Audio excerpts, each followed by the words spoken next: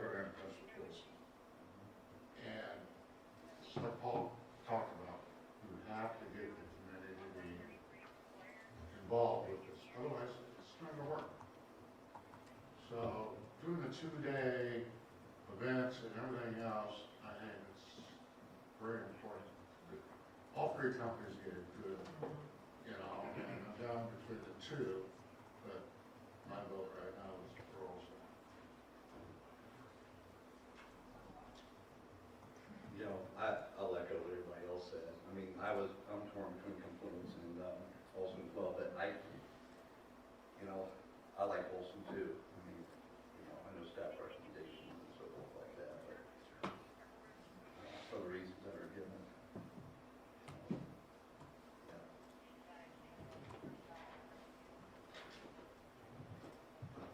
Ooh, this is gonna be tough. Ken, what do you think? I like the Wilsons too. It seemed like they were doing, working with the public, makes me want to help work with the public. Set up, you know, like cruise night and stuff like that, talk to people.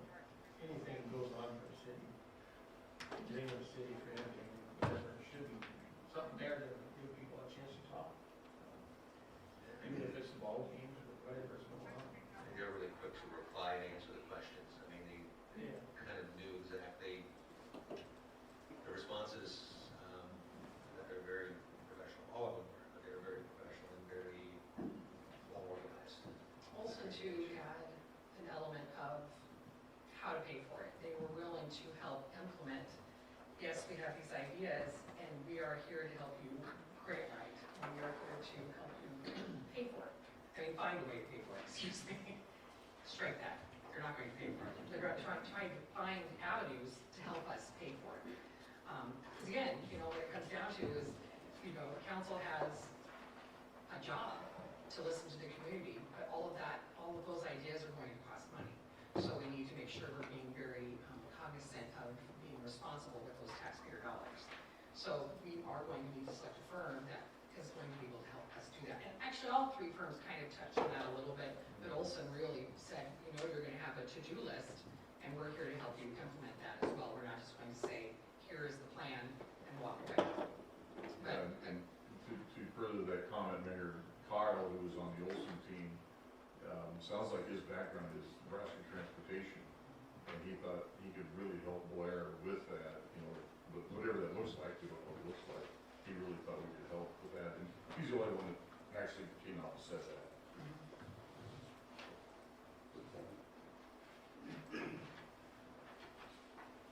but it is tough. I connect with those two. Well, I think we know who two is. So if we can't negotiate Olson, then we know who two is, right? Would you like to put that in the form of a motion? Councilmember Michael? Yes. We do this. Select Olson as a firm to prepare the city's next comprehensive plan and authorize staff to negotiate a professional services agreement pending city council approval as cheap as possible. We have a motion and a second. Second. Or, I think it was Frank, to be honest. Okay, but that's okay. We won't split hairs. Please register your vote.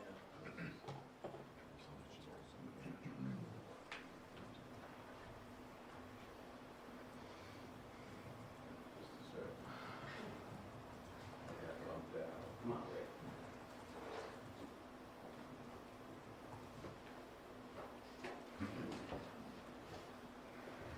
All council members present voting aye. Motion passes. Thank you to everyone in the public that came forward and the ones that had sent us recommendations in our packet. We do take those very seriously. Thank you very much. Item number 8, consider a motion to select a firm to proceed with the preparation of the City's Safe Streets for All, a comprehensive safety action plan, and authorize staff to negotiate and finalize a professional services agreement subject to City Council approval. Mr. Green. Thank you, Mayor. And I am not C.J. Eaton. He is, in fact, traveling right now, coming back from Texas, where he attended the last of the official meetings for Leadership ICMA. So he was a member of that cohort this year, which is very, very exciting, and it's a great program, and I appreciate the fact that you as council support us in our training endeavors. I had the privilege of going through Leadership ICMA 16 years ago. Can't believe that it was that long ago. So it's great to have CJ going through that now as well. So So you say your picture's still there, but it's in black and white? Carbon slate. Yeah. Thank you very much. It's a big accomplishment. Yes, it is, and so thank you. But I would like to add just real briefly for the previous comment, to get my own appreciation as well for all the citizens and all the input that we got from citizens. It's a great sign that even this early on, people are interested in the process, interested in what's going to be happening. And I guarantee you, we will make public input the center stone of everything that we're going to be doing there.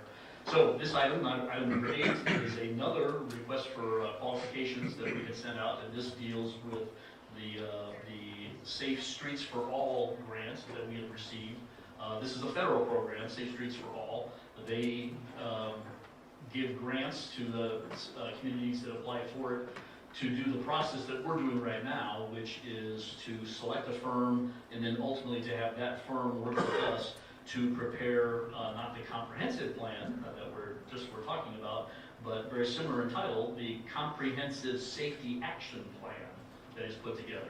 And this happens to be a safety action plan because the federal government, all the states, are really making it a top priority to have safe transportation.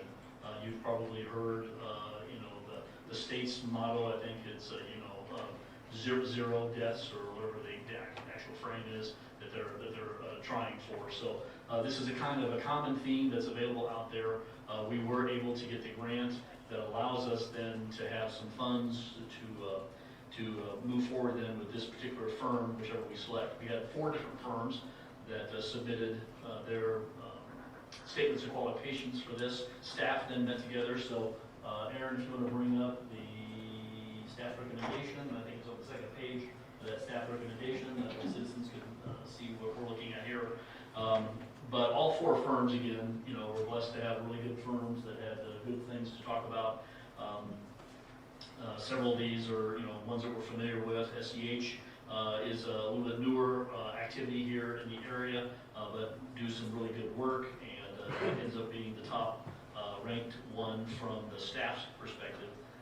You'll see that there was a pretty good spread as far as staff and who different individuals felt were the best, but SEH was either number 1 or number 2 for everyone, and so I think they would do a really good job. You saw the write-up that was on the first page of that, and so staff would recommend to you, SEH, to work with us or begin the negotiation then to finalize the scope of work and come up with the final payout for this comprehensive safety action plan. This should be done sooner than what the comprehensive plan will be, so we will incorporate this by reference into the comprehensive plan, and especially the transportation section and trails section will deal substantially with a lot of the things that are going to be listed in this comprehensive plan. Then, just so you know kind of where this goes, again, the federal government basically said, we'll help you put the plan together. Then once you have the plan available, you can then go back to the federal government again to request that kind of like an implementation grant. And those implementation grants, again, this was $200,000 to be able to put this one together. Those implementation grants range in the $2 to $25 million range. So they're for substantial safety improvements, oftentimes with highways, intersections, relocations of certain roads, some things like that. So, but it's not restricted on how it can be utilized for a town of our size. Again, you're looking at probably intersection reconfigurations, safety lights. You could end up with, again, a pedestrian overpass. You could end up with extra crosswalks in various places. Lots of different things that would enhance the safety for the public. Any questions for me? I've got a question. I read CJ's recommendation, and he said, can you put that back up? Aaron? Sorry.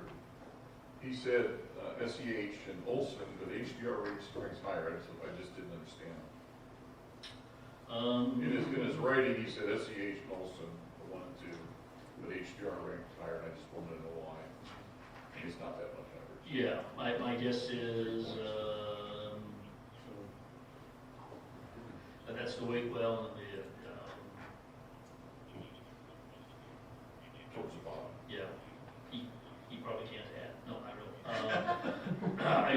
assuming it was just a mistake on his part. Okay. But again, you wouldn't go wrong with any of the four. They've all done these kinds of plans.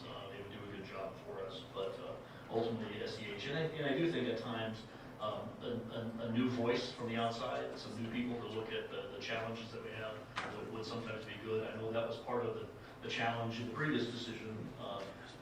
Here you might have an opportunity to go with someone who's familiar with us for the comprehensive plan or somebody new on these. Moving forward with Olson or the other plan, does it make more sense to go with them for this? Not necessarily. Again, I think you'll get an interesting, different perspective by having more people around the table. Otherwise, you're going to have the same firm just getting more money to kind of talk about some similar projects. What was used as your numbering or grading scale on this? I see one 90, 90, 93, 99, and one's got 70s and 80s. I'm Yeah. just curious. Part of that just depends upon the individual and how they're going to grade. Most of these, usually when you put out a request for qualifications, you'll have it ranked on a scale of 1 to 100. I think on the comprehensive plan, we had 5 different categories that you rated those on. Some were worth 30 points, some were worth 20 points. It's somewhat subjective then. I think here on this particular one, we only had 4 categories that all totaled up to the 100 points. And then it's up to the individual. I think generally what we tell scorers is try to be consistent with yourself.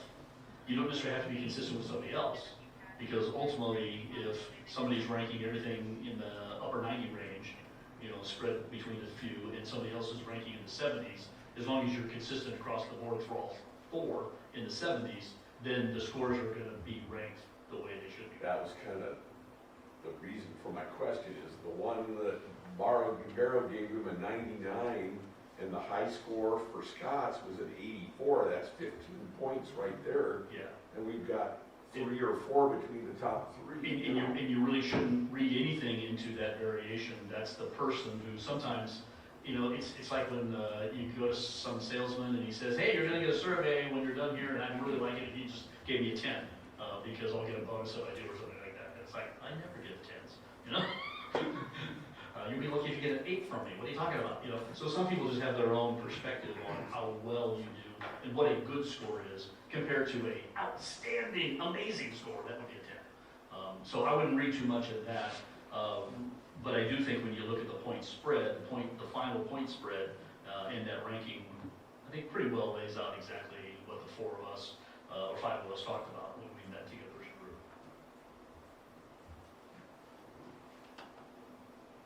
Any other questions? Thank you. Any comments from the public?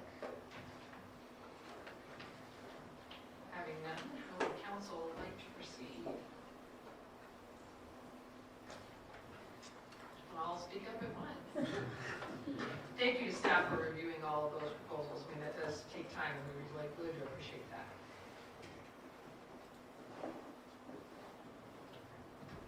Okay, taking staff's recommendation. SEH. I'm gonna put that in a motion.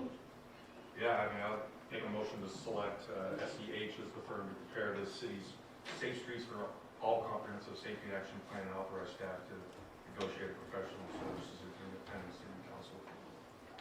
Second. We have a motion, a second, to select SH. Please switch to your vote. All council members present voting aye. Motion passes. Item number 9, ordinance 2609, approving a purchase agreement for the sale of excess city property to Gateway Development Corporation. Mr. Green. Thank you, Mayor. You have before you tonight an ordinance to sell some land that the city has owned for several years, primarily or exactly for the purpose that we'll be describing tonight.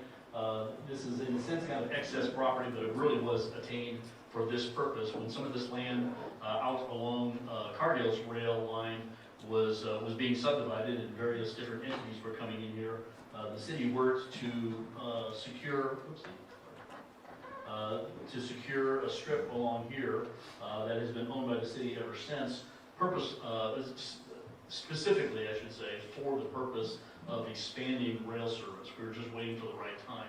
Mike Brooks is here, Executive Director with Gateway Development Corporation. He's been working hard. If you have some questions, he can come up and speak a little bit about this, but has worked with the state of Nebraska to secure some grant monies to be able to install a rail spur here that would help feed some of the different properties to the south, may go even farther south than what this is. Again, that old rail line spur went all the way down to OPPD, and so there's possibilities that other industries in the future too will take advantage of this spur line. And again, I'll talk about some of the details. The specifics of the sale, we didn't buy this property, but we have had to pay some property taxes on it. Again, even though it's owned by the city, and most properties that the city owns for a public purpose are tax exempt, since we really weren't utilizing this land at all, the county board made the determination that we should be paying taxes on it until it was used for some kind of public purpose. Again, not unusual that places would do that. So the agreement stipulates that the sale is only for $1, but for the taxes from 2025 that are payable in 26, we've already paid those. There are taxes for 2026 that are payable in 2027. When you sell your house, normally those costs are prorated, and you'll pay into the closing or escrow, the amount of tax for that part of the year that you owned it. We're not doing that in this regard. We paid current taxes, we're done. Gateway will take this over. They'll owe all of the taxes for next year that are due, even though they didn't own the property for the whole year. And Mike promised me that he was okay with that. So any questions that you have for me, otherwise, again, Mike's more than willing to get them answer questions that you may have about the rail service as well.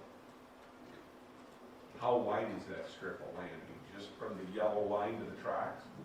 It's not even to the tracks, it's from the yellow line to the edge of this little blue here, 45 feet, 75 feet? 75 feet, roughly. Go ahead. Sorry. Mike Brooks, Gateway Development, 162 North Linden Avenue, Council Bluffs, Iowa, 51503. Sorry. So to answer your question, it's wide enough that we can actually put 2 tracks through there. We're only going to put one right away. We received, through the Rural Projects Grant Fund with the state of Nebraska, we received $4.4 million. We would like to put more rail in there, but with inflation and everything, we're doing what we can right away. So we'll put 1 track through that area, and then we are purchasing roughly anywhere between 9 and 12 acres to the south of Dollar General there, and we'll put a rail yard in there to help calcium products and several other customers with their rail services. You have an easement on the Big Lots property? Correct. So yes, we actually have the easement on the Big Ox property to connect back into the Cargill line. As Phil mentioned, when Dollar General came in, we wanted just to have Gateway have an easement on that back strip there. Dollar General said we're not buying that because we can't use it. What good is it? And that's when they gave it to the city at that point. But it was always developed. It was always intended to be for a rail service. Any other questions for Mr. Rooks? Makes sense. Thank you. Thank you. Any comments from the public? Having none, Judiciary Committee. Yeah, we met on this, Kevin and I happen to be on the Gateway Committee as well, and we've been talking about this with Mike for quite some time now, so it's familiar territory for us, I guess. And it makes a lot of sense, calcium products use rail now, and then in the future, we should have some more customers coming along to use this program as well. So if there's not any questions, I would like to introduce ordinance 2609. An ordinance authorizing the sale of property identified as tax lot 51 in section 18, township 15, range 12, and tax lot 272 in section 13, township 18, range 11, Washington County, Nebraska, providing for notice of testimony to be published for 3 consecutive weeks immediately after passage of the ordinance, authorizing the mayor to enter into a purchase agreement with the Gateway Development Corporation buyer, and to make all notifications required under Nebraska Revised Statute 16202, including notification of the right of remonstrance, providing for all ordinance and parts of owners conflict herewith to be repealed and provided that said motion be full force and effect following passage and publication of the private law, ordering this ordinance to be published in pamphlet form. Is that it?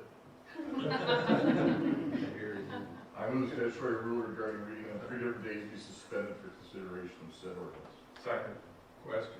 The question before the council is, shall the statutory rule requiring reading on 3 different days be suspended? Please register your vote.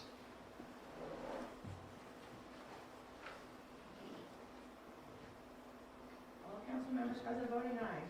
An ordinance authorizing the sale of property identified as tax lot 51 in section 18, township 18, range 12, and tax lot 272 in section 13, township 18, range 11. Washington County, Nebraska, providing for notice of such shall be published for 3 consecutive weeks immediately after passage of the ordinance, authorizing the mayor to enter into a purchase agreement with Gateway Development Corporation buyer to make all notifications required under Nebraska Revised Statute 16-202, including notification of the regular motions, providing for all ordinance parts and most complex herewith to be repealed and provide that said ordinance shall be in full force and effect following passage and publication as required by law. Ordinance going to be published in Pennington Court. I move final passage of ordinance number 2609. Second. Question. Question now before the council is ordinance number 2609 be passed and adopted. Please register your vote. All council members present voting aye. I declare ordinance number 2609 duly adopted. Good job, Brenda. Item number 10, resolution 2026-28, approving the purchase of city-bought module for the City of Blair website to maintain and optimize the city's web chatbot. Mr. Dunn.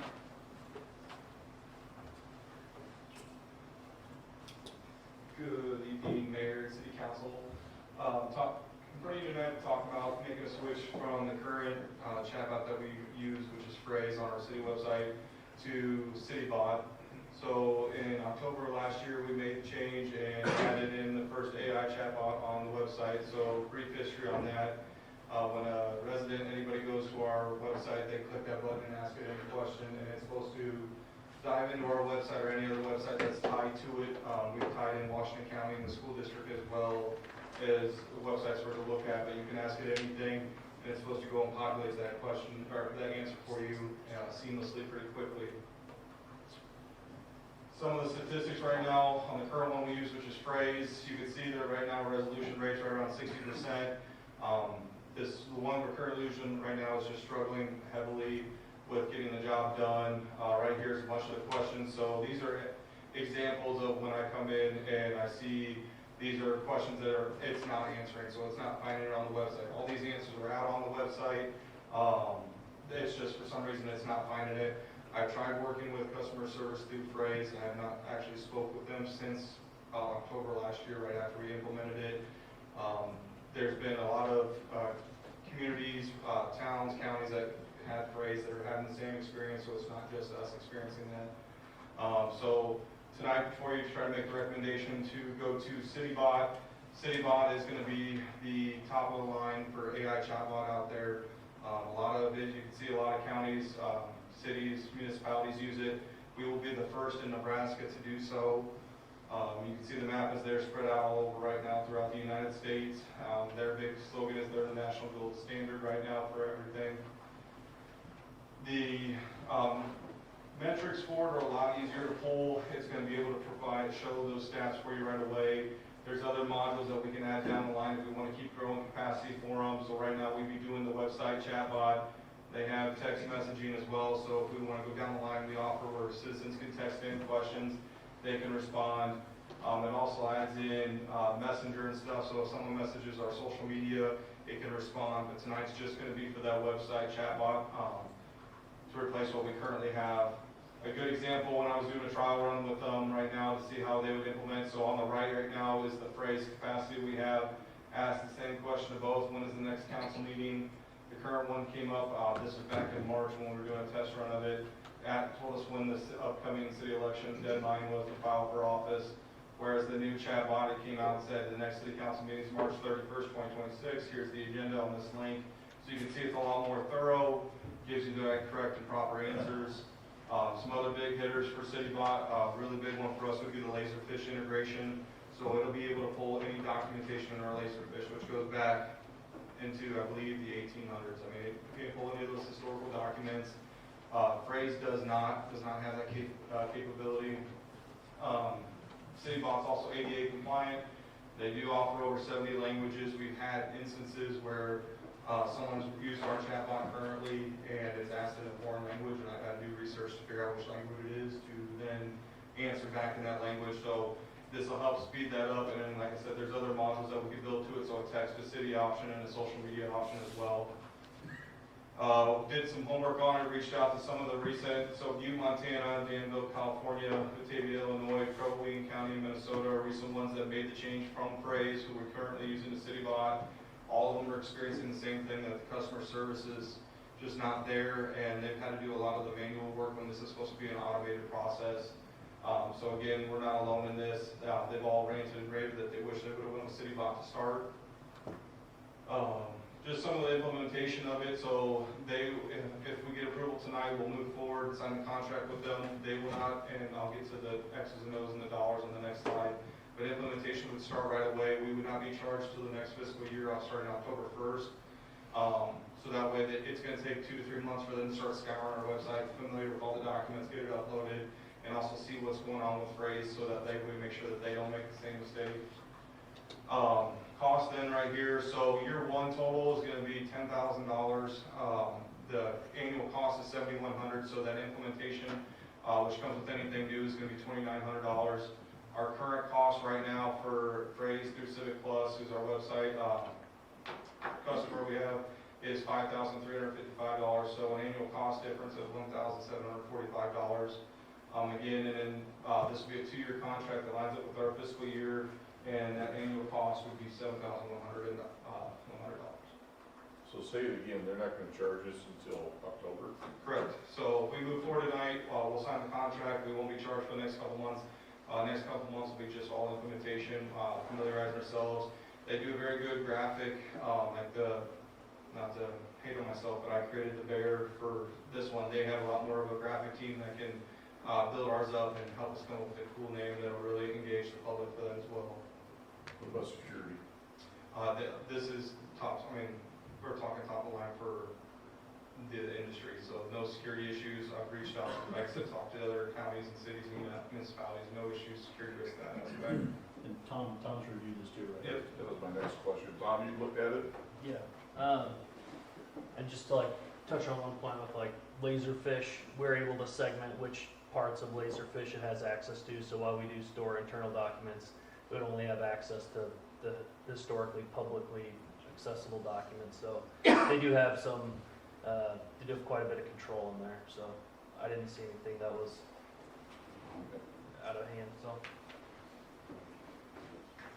Any other questions for Mr. Dunn? So you can ask a question like, what year was Harvey Simpson mayor of Blair? It'll populate it right up. As long as we have it somewhere on our website or in Laserfish, it'll pull.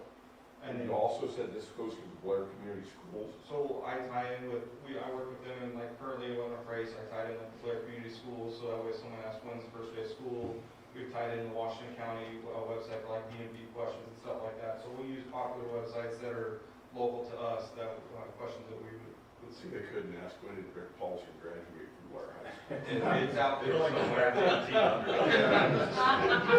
I think the question was, did? Valedictorian.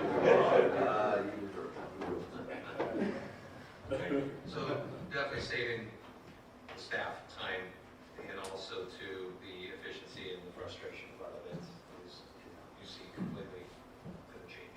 Exactly, and I can't hit enough on the Laserfish integration, and then also the multiple languages. Right now, we don't have that capacity. This does, so that'll help us be compliant in that aspect.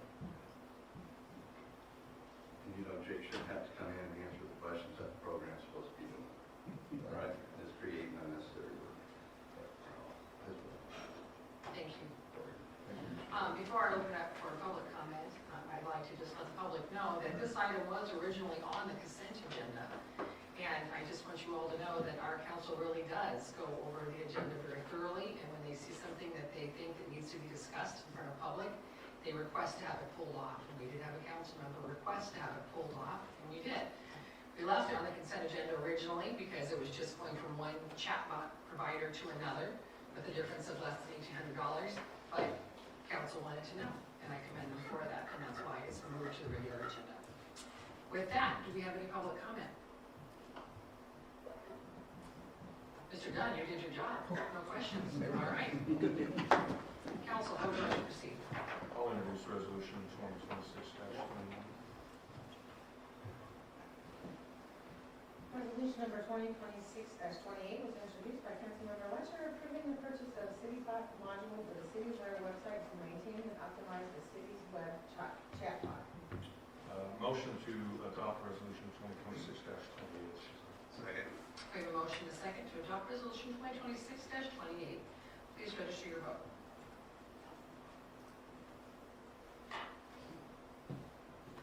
All councilmembers present voting aye.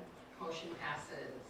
Item number 11, consider resolution 2026-30 to accept and approve a bid for the removal of city trees. Oh, We get the big guy. well, Mark's coming up, but could we have someone receive and place on file? Make a motion. Make a motion to receive and place on file the bids for the removal of city trees. Second. We have a motion and a second to receive and place on file the bids for the removal of city trees that I hope are sick. Because I don't like removing trees. We're in Tree City, USA. All councilmembers present voting aye. Motion passes. Mr. Hunt. Good evening, Mayor and Council. Yes, before you, you have 6 trees that need to come down and are in the city right away. You have 2 bidders. Both companies have done work for us. At this time, we're going to recommend you have the Midwest Maritime Services do the work for us. A bit of savings there. And they are sick trees, yeah. And this year's going to be, the ash borer trees are really going to be showing. So we're going to probably see a lot more this year. Where are these trees? I didn't see a map. So there's some on Nebraska Street. I don't have anything. It shows the address on the Midwest Maritime Services estimate, the exact address. Couple on Colfax, one on Nebraska.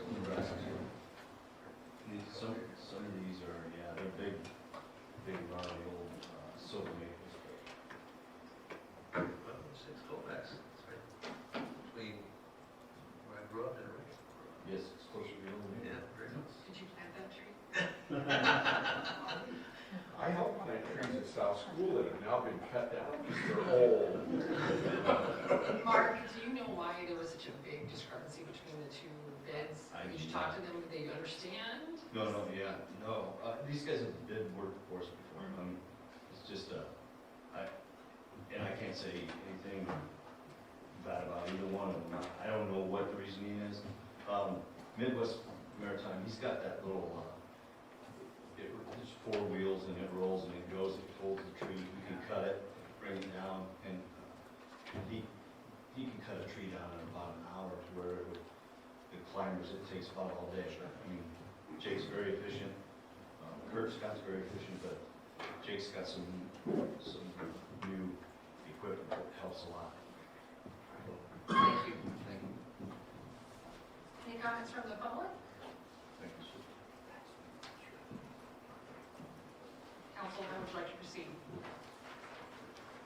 I'd like to introduce resolution 2026-030.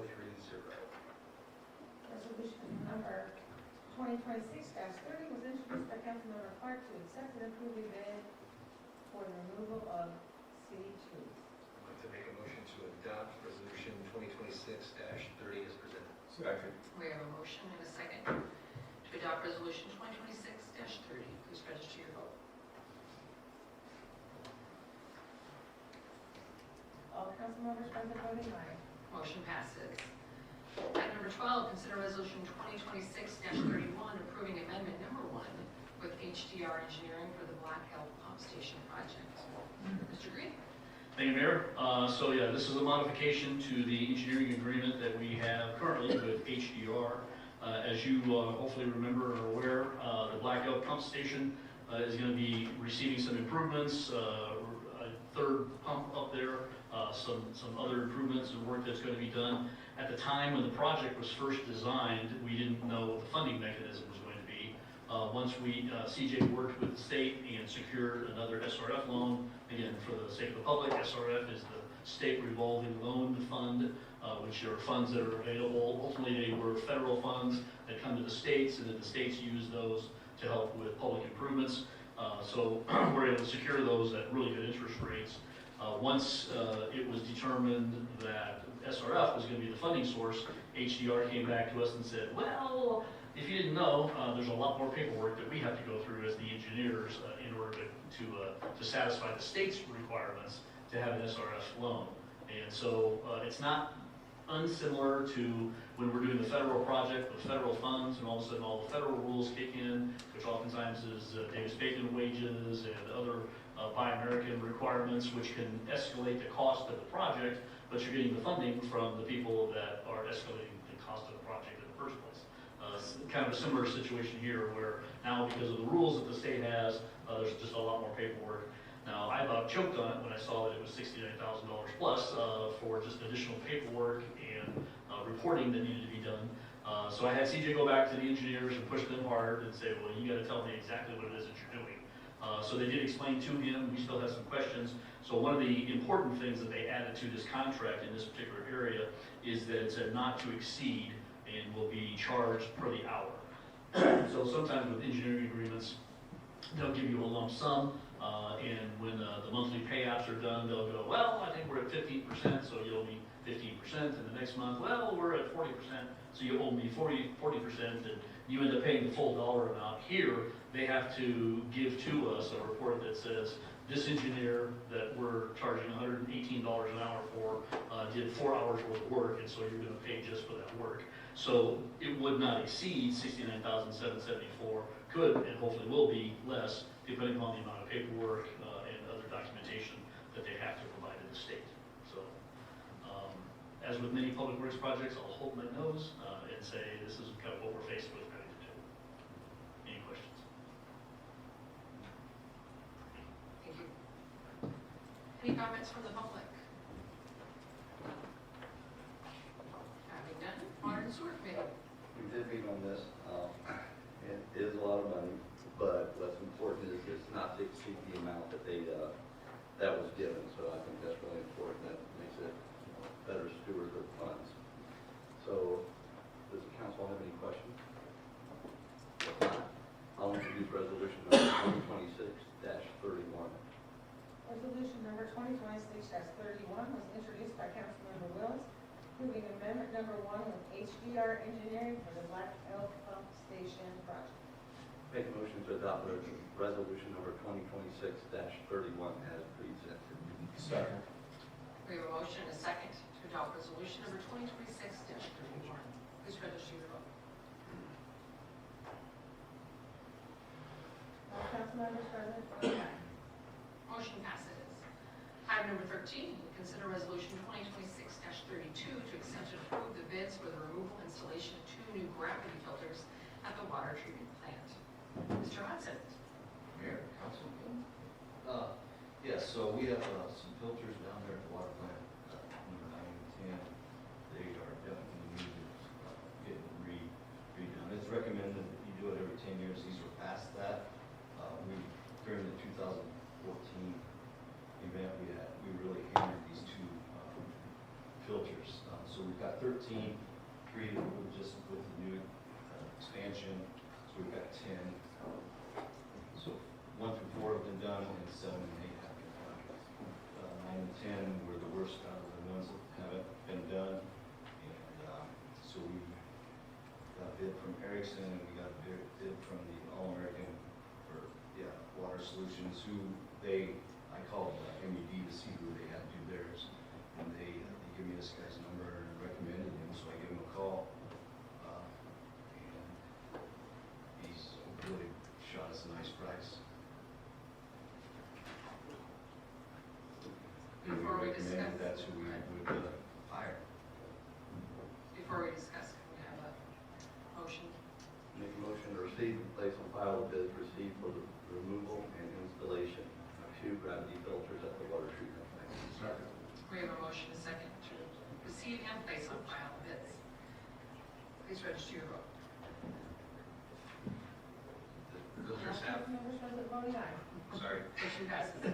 You have the floor. do the filters have the same lifespan, the bids that have been given, are they comparable filters to one another? Correct, yes. Because there's, so you have to start with a certain aggregate and work your way up. And some are a foot lift, and some are like the top's like a 2 foot lift. There's like 7 layers of different aggregate that, yeah, and it'll be the exact same thing. It's just that after you put polymer through them, and you know that it collects, and this, it just needs new material, kind of like your air filter on your computer. You know, just after so long, it's time. And the APWA and AWWA, they recommend every 10 years, and we've surpassed that. And we hammered it in 2014 when we had that huge melt and rain event. So they're due. Any other questions? Thank you. Any comments from the public?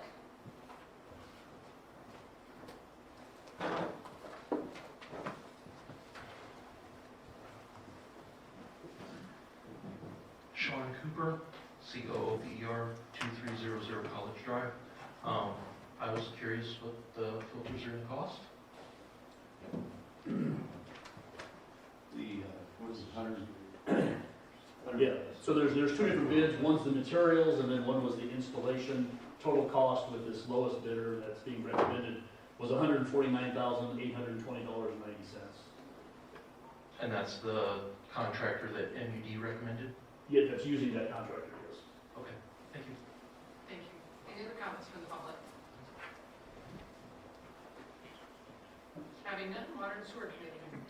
We did meet on this, and discussed, and we actually used a word with Mark that tonight we haven't used in a while, thank God, turbidity, talking about how they get, when the water gets all cloudy and stuff like that, but we did discuss, and like what we heard, like what we saw on paper, so I would like to introduce resolution 2026-31.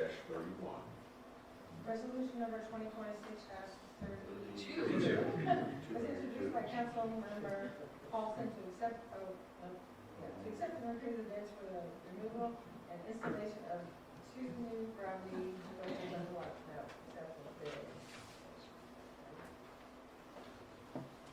Okay. Those are 2 red flags, and $149,820. I'd like to make a motion to adopt resolution 2026-32 as presented.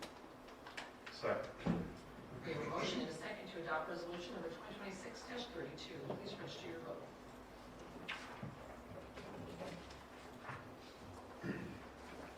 All council members present voting aye. Motion passes. Item 14, consider resolution 2026-33, approving an amended agreement for city attorney services with Edmund Talbot III. This one you're waiting for, right? Mr. Scott. Yes. I'm also not Mr. Heaton. My name is David Scott, SCOTT. I live at 1011 North 23rd Avenue in Blair. I'm the Deputy City Administrator for Operations. As you know, Katie's last day of a non-lawyer assistant with the City of Blair was March 27th of this year. While Katie was here as a non-lawyer assistant capacity, she worked with Ed Talbot, we call him Tal, but anyway. Tal is the official city attorney and is paid per hour at the rate of $250 per hour currently. This equates to about $23,000 annually. With Katie's departure, Tal's workload will increase. We don't know how much, we just know certainly that it will. The city administrator, city clerk, and I met with Tal to discuss this. It was determined that it might be in the city's best interest to continue with Tal on a retainer basis or contract basis. The monthly retainer amount of the agreement before you is $4,000 a month or $48,000 annually. This would be much like when the city retained Desiree Solomon as the Blair City Attorney. At her time of departure, or when she left, the city had her retained for services at about $5,000 a month or $60,000 annually. And Tal has generously offered, thank you, to start his retainer amount at $4,000 a month and see where the workload leads us. We're going down an area we haven't been now for a a little over a year, close to a year and a half, so. The benefit to this is that $48,000 annually is significantly less than when the city was paying a full-time non-lawyer assistant with full benefits plus Taos $23,000 average, so it's significantly savings to the city. See, everybody else came up here and spent money, so I'm coming up here to how to save it, right? Is there any questions? I don't think so. Thank you. Thank you. Thank you. Any comments from the public? Having none, how would council like to proceed? I'll introduce resolution number 2026-33. Resolution number 2026-33 was introduced by Councilmember Wells, approving an amended agreement for city attorney services for Edmund Thomas Business. Make a motion to adopt resolution number 2026-33 as presented. Second. We have a motion and a second to adopt resolution number 2026-33. Please register your vote. All council members present voted aye. Motion passes. Thank you, Tom. Not to exceed. That was our council president thing. Item number 15, consider resolution 2026-34, approving an agreement for non-lawyer assistant services with the Blair. Mayor, we'd like to table this one because we got more information coming from city staff. All right. So I'd like to make a motion to table, postpone 2026-034. Second. We have a motion and a second to postpone resolution number 2026-34. Please register your vote.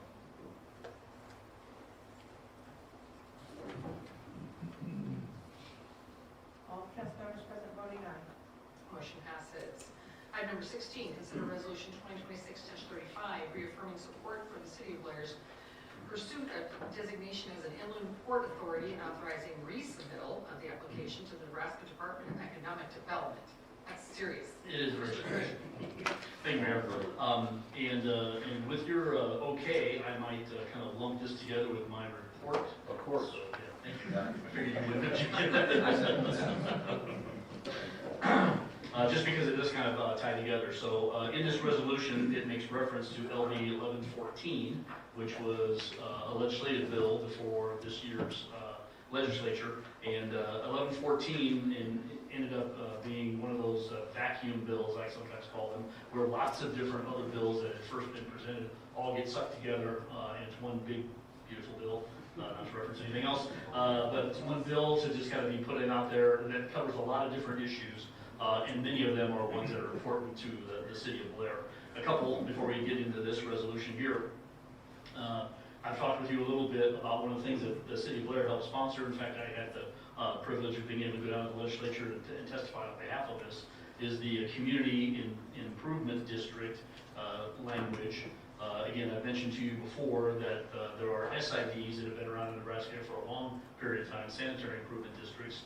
But one of the statutory requirements for a sanitary improvement district when new subdivisions are going in and that infrastructure is being installed is that they have to be outside the city limits. And that SID territory or area has to stay outside the city limits until all of the debt has been paid off before cities would look at annexing those. Because otherwise, if a city would annex them and bring them into corporate limits, the city became responsible for all of that debt and would have to pay it off themselves.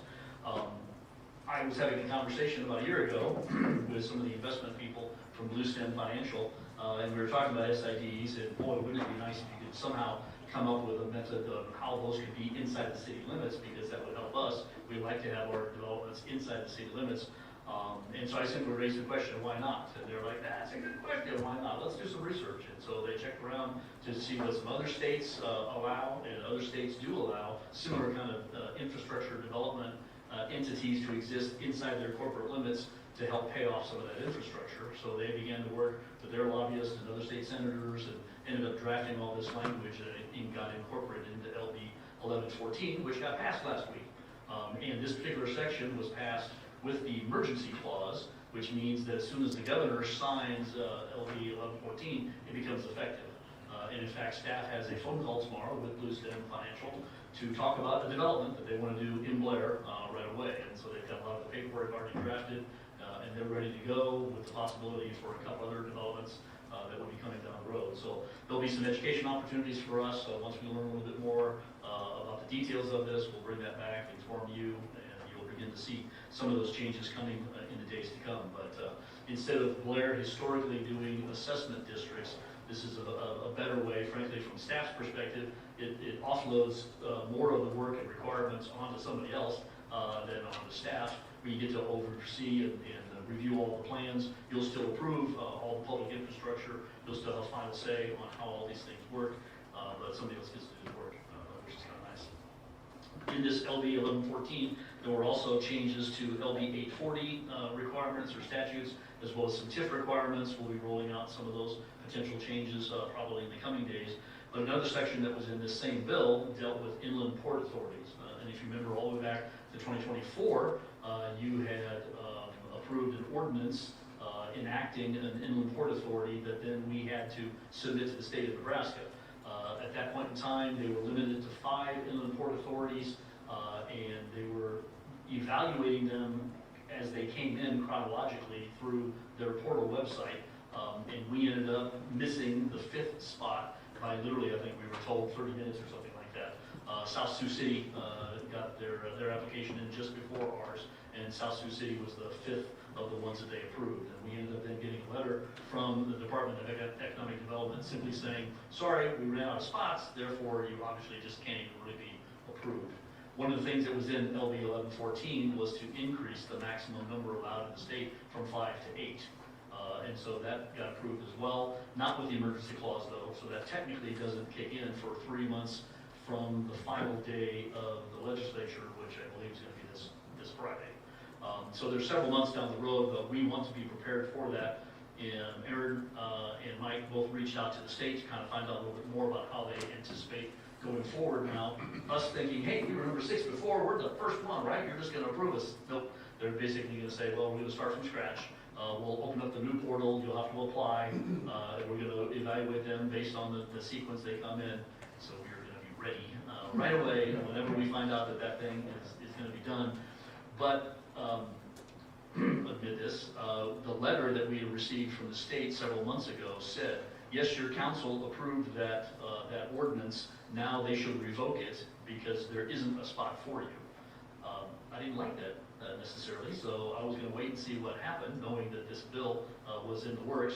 So now they've come back and said, okay, well, the council did approve the ordinance, but we need something current from them to show that they're still interested in being an inland port authority. So that's why you have a resolution before you tonight, basically saying, yes, we approved that in the past, we're still supportive of that, and we still want our staff to be prepared to get that submitted as soon as possible. So that's the resolution.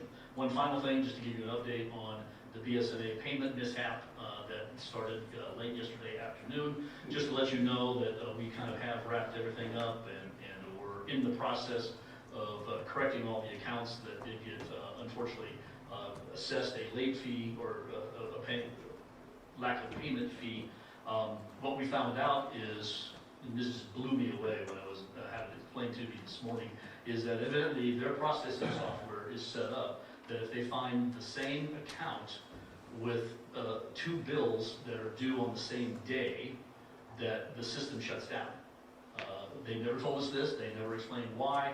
My guess is they're thinking, well, there must be a mishap. Why would the same customer have 2 bills due on the same exact day? Well, we started implementing when people move out. Obviously, you have a bill for a previous water usage, and then you have the same, a new amount due now for the water since the last bill was issued that you now have to pay until the date that you closed out. We thought, it would just be simple. Let's put them both on the same date. That way you're paying your final bill, if you will, both at the same time, and blew the whole system up. They don't send you an error message. They don't send you an email. They literally just process up to that point, and it stops, and then they don't tell you anything. And yet, then when we ran our process that went through to look for people who hadn't paid their bills, lo and behold, lots of these online payments hadn't been processed because their system simply stopped. We have expressed diligently our dissatisfaction with why they would do that in the first place. And so we'll see if the software company actually corrects anything, but on our side, for this particular issue, we are getting it corrected, and hopefully we won't have these weird little snafus again. Last thing I'd say before I'll turn this back over to you, hold on for the next council meeting. There's a lot of things going on. We had a great plan commission meeting a week ago. There's a lot of items that are going to be coming to you then 2 weeks from now. Good development housing-wise, going to happen. Pretty excited about the possibilities of what's coming in the future. So appreciate your support in those endeavors. We're beginning to see some outcomes. I will take any questions afterwards if you do have any questions, or you can talk about it. But you've got this resolution now simply reaffirming your support for the Inland Port Authority. Thank you. Thank you. Any comments from the public? Having none. Council. I'll introduce resolution 2026-35. Resolution number 2026-35 was introduced by Councilmember Fletcher, reaffirming support for the city of Blair's pursuit for designation of Inland Port Authority and authorizing resubmittal of the application to the Nebraska Department of Economic Development. Motion to adopt resolution 2026-35 is presented. Second. We have a motion and a second to adopt resolution number 2026-35. Please register your vote.